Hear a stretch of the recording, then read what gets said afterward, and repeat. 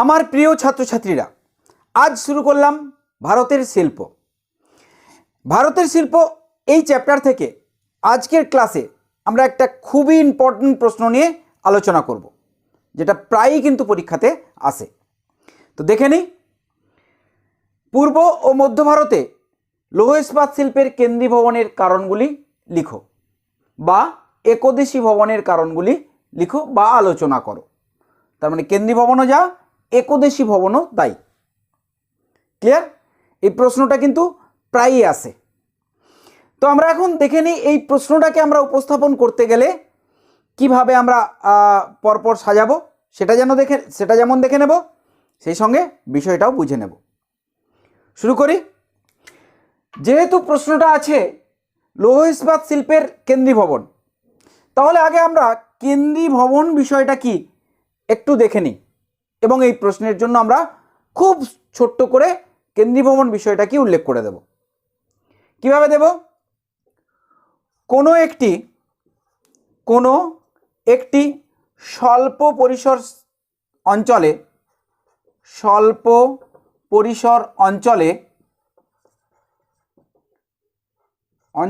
কোনো একটি বিশেষ শিল্প একাধিকভাবে গড়ে উঠলে, তাহলে কোনো একটি স্বল্প পরিসর অঞ্চলে কোনো একটি বিশেষ শিল্প পাশাপাশি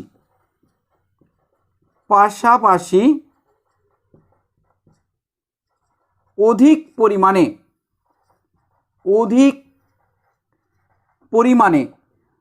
গড়ে উঠলে তাকে ওই বিশেষ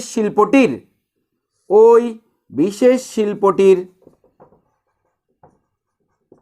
কেন্দ্রীভবন বলে বা একদেশী ভবন বলে। কি বিষয়টা নিশ্চয়ই বোঝা গেছে, তবু একবার বলে দিই। একটা স্বল্প জায়গার মধ্যে কোনো একটি বিশেষ শিল্প যদি পাশাপাশি এরকম অনেক বিশেষ শিল্প গড়ে ওঠে, তখন বলা হয় এই জায়গাটার মধ্যে এই বিশেষ শিল্পটির কেন্দ্রীভবন ঘটেছে। একটা নির্দিষ্ট কেন্দ্রের মধ্যে অনেক একই ধরনের শিল্প বা একই শিল্প অনেক গড়ে উঠেছে। আশা করছি বিষয়টা বোঝা গেছে, কেন্দ্রীভবন বিষয়টা কি। এরপরে আমরা মূল যে প্রশ্ন, লৌহ ইস্পাত শিল্পের কেন্দ্রীভবন কোথায়? পূর্ব মধ্য ভারতে। তাহলে এই বিশেষ প্রশ্নের জন্য একটা আমরা ভূমিকা দেব, তার জন্য আলাদা একটা প্যারাগ্রাফ আমরা ব্যবহার করব। দেখো এখানে কিভাবে দেব। বর্তমানে ভারতে যে কটি বৃহদায়তন লৌহ ইস্পাত শিল্প রয়েছে, তাদের বেশিরভাগই পূর্ব ও মধ্য ভারতের স্বল্প পরিসর স্থানের মধ্যে সীমাবদ্ধ। ঠিক আছে? পূর্ব ও মধ্য ভারতের স্বল্প পরিসর স্থানের মধ্যে সীমাবদ্ধ। তাই ওই পূর্ব এবং মধ্য ভারতে লৌহ ইস্পাত শিল্পের কেন্দ্রীভবন ঘটেছে বলা হয়ে থাকে। তাই পূর্ব ও মধ্য ভারতে লৌহ ইস্পাত শিল্পের কেন্দ্রীভবন ঘটেছে বলা হয়। কি দাঁড়ালো? যে বর্তমানে ভারতে যতগুলো বৃহদায়তন লৌহ ইস্পাত শিল্পকেন্দ্র রয়েছে, তার বেশিরভাগটাই এই পূর্ব আর মধ্য ভারতের একটা স্বল্প পরিসর জায়গার মধ্যেই অবস্থান করছে। তাই বলা হয় পূর্ব এবং মধ্য ভারতে লৌহ ইস্পাত শিল্পের কেন্দ্রীভবন ঘটেছে। ক্লিয়ার? তাই বলা হয় পূর্ব এবং মধ্য ভারতে লৌহ ইস্পাত শিল্পের কেন্দ্রীভবন ঘটেছে। তাহলে আমরা আমাদের প্রশ্নের জন্য যা ভূমিকা দরকার সেটা আমরা দিয়ে দিলাম। তার আগে কিন্তু কেন্দ্রীভবন কি বিষয়ে উল্লেখ করে দিয়েছি। এরপরে আমরা আমাদের যে মূল প্রশ্ন সেই জায়গায় চলে আসব। তার জন্য আমরা একটা হেডিং ব্যবহার করেছি, এটা তোমরা পূর্ব পরিচিত, একই জিনিস আমরা করে আসছি। পূর্ব ও মধ্য ভারতে লৌহ ইস্পাত শিল্পের কেন্দ্রীভবনের কারণ বা কারণ সমূহ লিখতে পারো। দেখো, এই লৌহ ইস্পাত শিল্প গড়ে ওঠার জন্য দুটি কারণ প্রভাব বিস্তার করে। ঠিক আছে, দুটি কারণ। কোন সেই দুটি কারণ? একটি হচ্ছে প্রাকৃতিক কারণ আর একটি অর্থনৈতিক কারণ। এই প্রাকৃতিক কারণের অনেকগুলো প্রাকৃতিক কারণ প্রভাব বিস্তার করে, আবার অর্থনৈতিক কারণেরও অনেকগুলি অর্থনৈতিক কারণ প্রভাব বিস্তার করে। তো এখানে সেভাবে তোমরা লিখতেই পারো, লৌহ ইস্পাত শিল্পের কেন্দ্রীভবনের কারণকে দুটি ভাগে ভাগ করা যায়, একটা হচ্ছে প্রাকৃতিক কারণ, একটা অর্থনৈতিক কারণ। তবে ওইভাবে আর সেন্টেন্স না লিখে সরাসরি আমরা ক প্রাকৃতিক কারণ বা প্রাকৃতিক কারণ সমূহ বলে পরপর যতগুলো প্রাকৃতিক কারণ এই লৌহ ইস্পাত শিল্পের কেন্দ্রীভবনকে প্রভাবিত করেছে তাদের বর্ণনাগুলো আমরা একে একে দিয়ে দেব। তো চলে আসি প্রথম প্রাকৃতিক কারণ, আকরিক লোহার প্রাচুর্য। দেখো, লৌহ ইস্পাত শিল্পের প্রধান কাঁচামাল কি? আকরিক লোহা, উন্নত মানের আকরিক লোহা।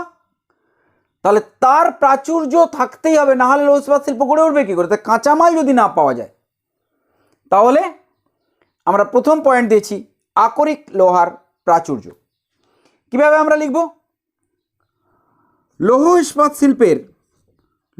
ইস্পাত শিল্পের প্রধান কাঁচামাল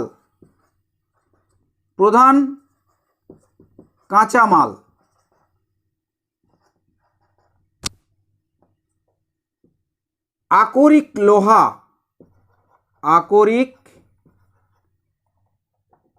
লোহা। এই শিল্পাঞ্চলের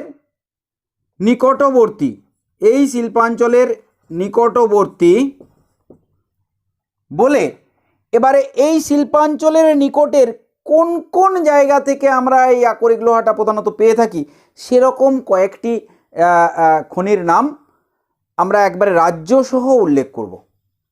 এই জায়গাটা কিন্তু তোমাদেরকে একটু মনে রাখতেই হবে, চেষ্টা করবে। আমি যে নামগুলো এখানে উল্লেখ করে দিয়েছি সেগুলো খুব পরিচিত নাম, মনে রাখতে তোমাদের সুবিধা হবে, তাই সেই নামগুলোই আমি এখানে দিচ্ছি। তোমরা সেভাবে মনে রাখবে, অন্তত দুটো তিনটে দেবেই দেবে। দেখো, তাহলে নিকটবর্তী এ বিহার রাজ্যের দুটো খনির নাম দিয়েছি, নোয়ামুন্ডি, গোয়া। ঝাড়খণ্ডের সিংভূম। খুব ইম্পর্টেন্ট নামগুলো, আমাদের খুব পরিচিত নাম, তাই এই নামগুলোই কেবল উল্লেখ করেছি। ওড়িশার ময়ূরভঞ্জ, ছত্তিশগড়ের বাইলাডিলা, পশ্চিমবঙ্গের রানীগঞ্জ। ক্লিয়ার? এরপরে যোগ করবে প্রভৃতি খনি থেকে সহজেই পাওয়া যায়।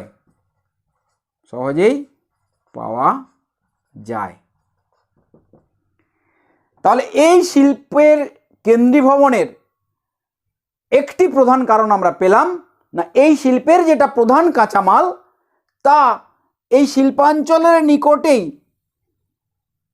একাধিক খনি রয়েছে যেখান থেকে সহজেই পাওয়া যায়। আশা করছি বোঝা গেছে। এভাবে নামগুলো তোমরা পরপর দিয়ে দেবে। যদি খুব ফাঁকা মনে হয় তাহলে সেক্ষেত্রে এখানে গ্যাপ দিয়ে বি পয়েন্ট আনতে পারো, অসুবিধে কিছু নেই। দিয়ে এভাবে পয়েন্ট আকারে লিখে প্রভৃতি খনি থেকে সহজেই পাওয়া যায়। আমাদের প্রথম পয়েন্ট নিশ্চয়ই তোমরা বুঝতে পেরেছো, আর অসুবিধা নিশ্চয়ই কিছু নেই। দ্বিতীয় পয়েন্ট, কয়লার প্রাচুর্য।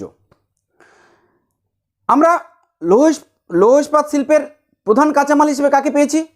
আকরিক লোহা।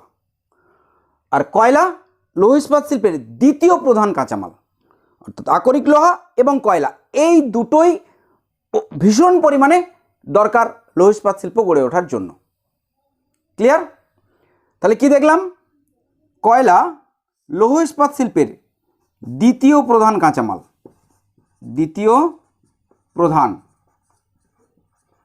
প্রধান কাঁচামাল। এবারে দেখি আকরিক লোহা এই শিল্পাঞ্চলের নিকটেরই বিভিন্ন খনি থেকে এই শিল্পাঞ্চল পেয়ে গেছে। কয়লার ক্ষেত্রে কি ঘটে? কয়লাও এই শিল্পাঞ্চলের নিকটে অবস্থিত একটি বিখ্যাত কয়লা খনি আমাদের রয়েছে, ভারতের বিখ্যাত কয়লা খনি দামোদর উপত্যকা অঞ্চল। এই দামোদর উপত্যকা অঞ্চল থেকে সহজেই পেয়ে যায়। কেন? এই দামোদর উপত্যকা অঞ্চল এই শিল্পাঞ্চলের মধ্যেই অবস্থিত। তাহলে কি হচ্ছে, এই শিল্পাঞ্চল তার প্রয়োজনীয় কয়লা নিকটবর্তী বিখ্যাত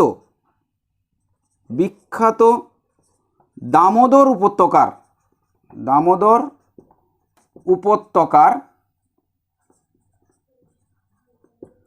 বিভিন্ন খনি, যেমন বলে কয়েকটা খনির নাম তোমরা দিয়ে দেবে, বোকারো,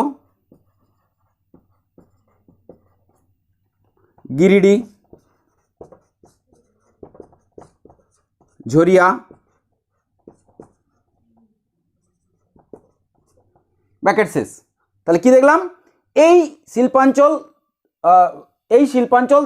তার প্রয়োজনীয় কয়লা নিকটবর্তী বিখ্যাত দামোদর উপত্যকার বিভিন্ন খনি থেকে, যেমন বোকারো, গিরিডি, ঝরিয়া, সহজেই পেয়ে থাকে।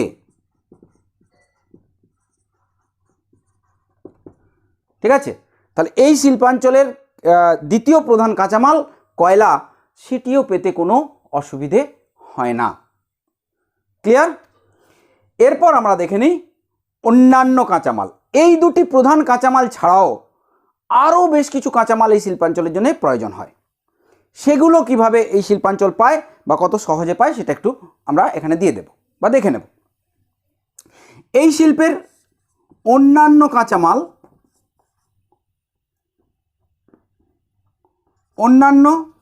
কাঁচামাল যেমন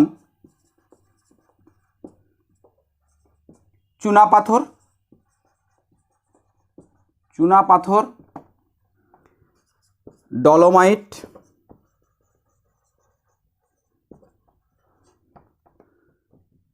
ম্যাঙ্গানিজ,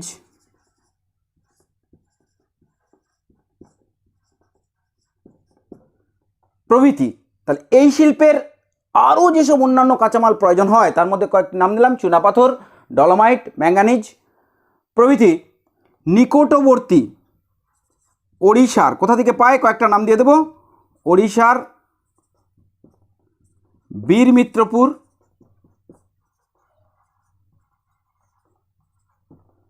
গাংপুর, মধ্যপ্রদেশের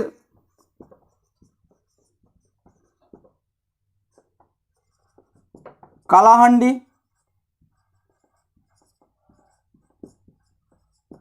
প্রভৃতি খনি থেকে প্রচুর পরিমাণে এবং অতি সহজে পাওয়া যায়। কি দেব? প্রভৃতি খনি থেকে প্রচুর পরিমাণে এবং সহজেই পাওয়া যায়। ক্লিয়ার?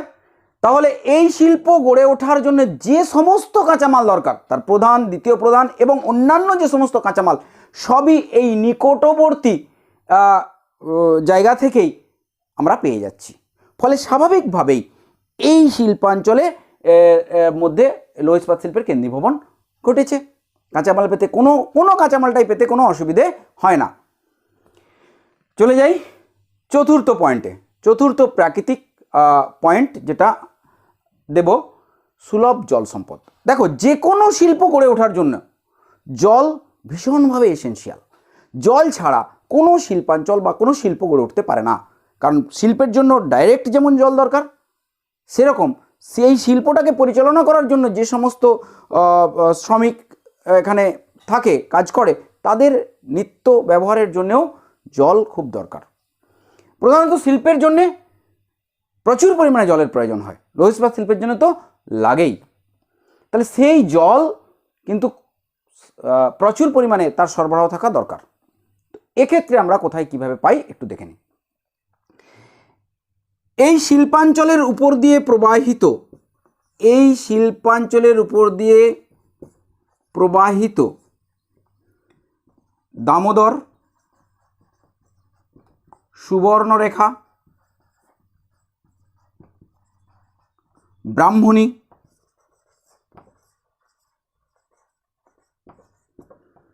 প্রভৃতি নদীর অফুরন্ত জলভাণ্ডার থেকে এই শিল্পাঞ্চলের জলের চাহিদা সহজেই মেটে।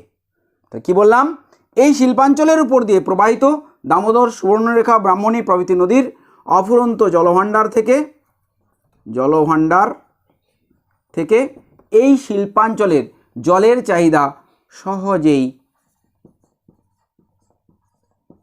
মেটে, কোনো অসুবিধে হয় না। শিল্পের জন্য প্রয়োজনীয় জল পেতে কোনো অসুবিধে হয় না। ক্লিয়ার? এই হয়ে গেল 4টে পয়েন্ট আমাদের প্রাকৃতিক কারণগুলো, এই শিল্পাঞ্চল গড়ে ওঠার যে প্রাকৃতিক কারণগুলো সেগুলো আমাদের সব ব্যাখ্যা দেওয়া হয়ে গেল। এবার দেখে নিই অর্থনৈতিক কারণসমূহ। কোন কোন অর্থনৈতিক কারণ এই শিল্প গড়ে উঠতে সাহায্য করেছে?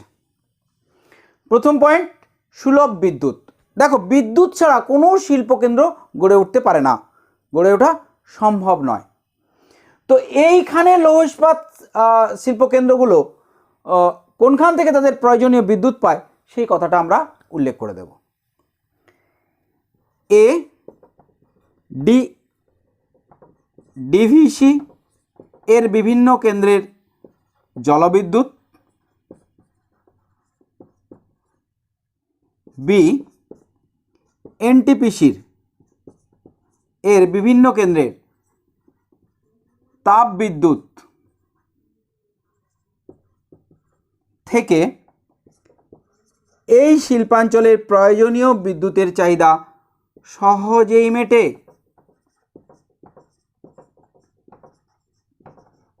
আশা করছি বোঝা গেছে। ডিভিসির অনেক জলবিদ্যুৎ কেন্দ্র রয়েছে ডিভিসির আন্ডারে, এনটিপিসির আন্ডারেও প্রচুর তাপবিদ্যুৎ কেন্দ্র রয়েছে ওই অঞ্চলটার মধ্যেই। এই সমস্ত বিদ্যুৎ কেন্দ্রগুলো থেকে এই শিল্পাঞ্চলে বিদ্যুতের সরবরাহ করা হয়, ফলে শিল্পাঞ্চলগুলো তাদের প্রয়োজনীয় বিদ্যুৎ পেতে কোনো অসুবিধে হয় না। ক্লিয়ার? চলে যাই অর্থনৈতিক কারণের দ্বিতীয় পয়েন্ট, সুলভ দক্ষ শ্রমিক। দেখো, পূর্ব ও মধ্য ভারতের যে অংশে এই লৌহ ইস্পাত শিল্পকেন্দ্রটা গড়ে উঠেছে, লৌহ ইস্পাত শিল্পকেন্দ্রের একদেশী ভবন ঘটেছে, সেই অঞ্চলটি কৃষিকাজে অনুন্নত। যেহেতু কৃষিকাজে অনুন্নত, ফলে ওই অঞ্চলের মানুষ কৃষিকাজে নিযুক্ত হওয়ার কোনো জায়গা তাদের নেই, ফলে মানুষ সহজেই শিল্পের সঙ্গে যুক্ত হতে বাধ্য হয়। তাহলে কি লিখবো এখানে? এই শিল্পাঞ্চলটি কৃষিকাজে বা কৃষিতে অনুন্নত হওয়ায় শিল্পের জন্য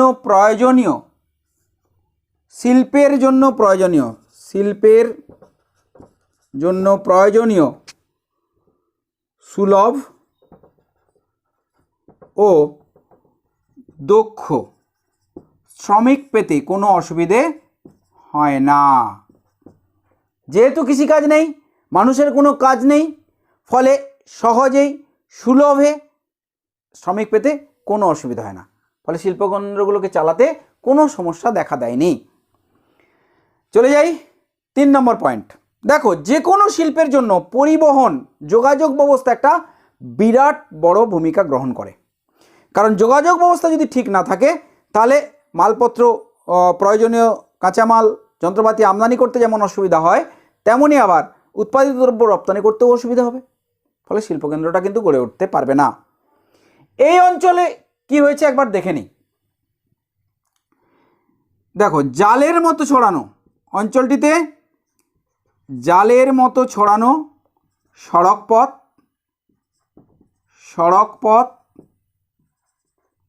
অঞ্চলটি জালের মতো ছড়ানো সড়কপথ, পূর্ব ও দক্ষিণ পূর্ব রেলপথ এবং বিমান পথ দ্বারা অবশিষ্ট ভারতের সঙ্গে সুসংযুক্ত।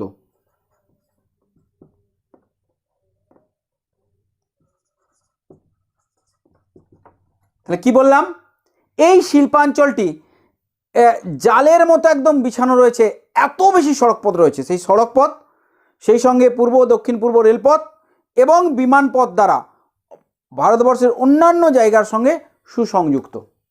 ফলে শিল্পের প্রয়োজনীয় মালপত্র আমদানি করতে এবং উৎপাদিত দ্রব্য রপ্তানি করতে কোনো অসুবিধা হয় না। রপ্তানি করতে কোনো অসুবিধে হয় না বা সহজ হয়েছে। ক্লিয়ার?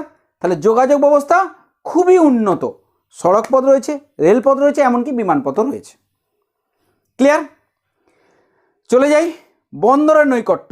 যে কোনো শিল্প শুধু তো দেশের মধ্যে সীমাবদ্ধ থাকলেই চলবে না, এমন বিষয় আছে যে এমন উন্নত মানের যন্ত্রপাতি বিদেশ থেকে আমদানি করতে হবে, সে তো বন্দরের মাধ্যমে তাকে আসতে হবে। সমুদ্রপথ দিয়ে এসে বন্দরের মাধ্যমে তাকে স্থলভাগে উঠে শিল্পকেন্দ্রে নিয়ে যেতে হবে। তাহলে নিকটে বন্দর থাকলে খুব সুবিধে হয়। এই শিল্পাঞ্চলের নিকটেই অনেকগুলো বন্দর রয়েছে। দেখো, এই শিল্পাঞ্চলের নিকটেই কলকাতা, হলদিয়া, কলকাতা রয়েছে, হলদিয়া রয়েছে,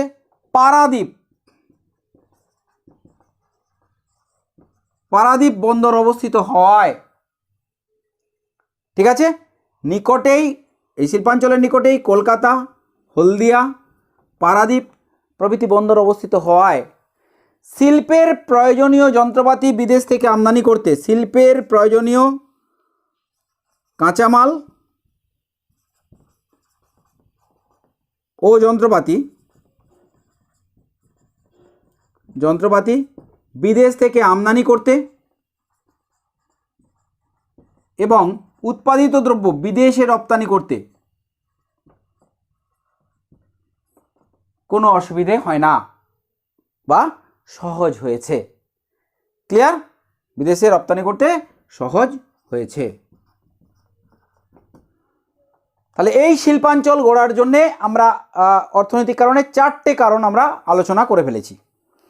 সর্বশেষ আরেকটি পয়েন্ট দিয়ে প্রশ্নটা শেষ করব, চাহিদা। চাহিদাতে কি দেব? সর্বোপরি কি আমাদের ভারতবর্ষে জনসংখ্যা অনেক বেশি, ভারতবর্ষের জনবহুল দেশ, তাহলে তার অভ্যন্তরীণ চাহিদাও প্রচুর, তাই তো? সর্বোপরি ভারতের জনবহুল, ভারত লিখো, জনবহুল ভারতের